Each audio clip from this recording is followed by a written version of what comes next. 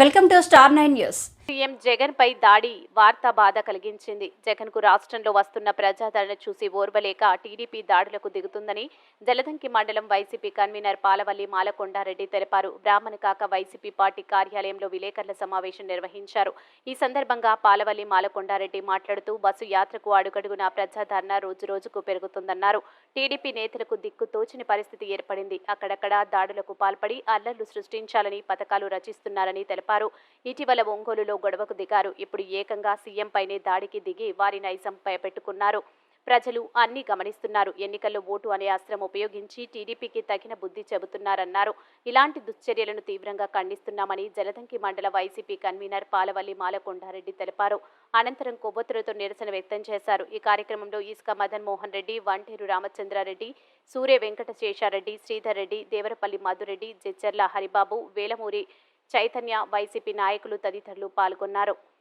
మన ముఖ్యమంత్రిని షూట్ చేయడం అంటే ఇంతకంటే దుర్మార్గం లేదు. అలాంటి పేద ప్రజల ముఖ్యమంత్రి అయినటువంటి ఆ యొక్క రాజశేఖర రెడ్డి గారి తనయుణ్ణి పొట్టను పెట్టుకోవాలనుకోవడం దుర్మార్గం.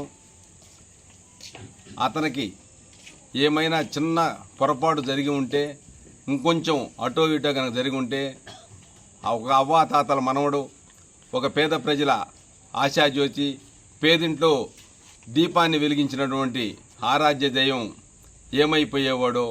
ఇలాంటి దుర్మార్గపు చర్యలను కూడా మేము మండల పార్టీ తరఫున ఖండిస్తున్నాం.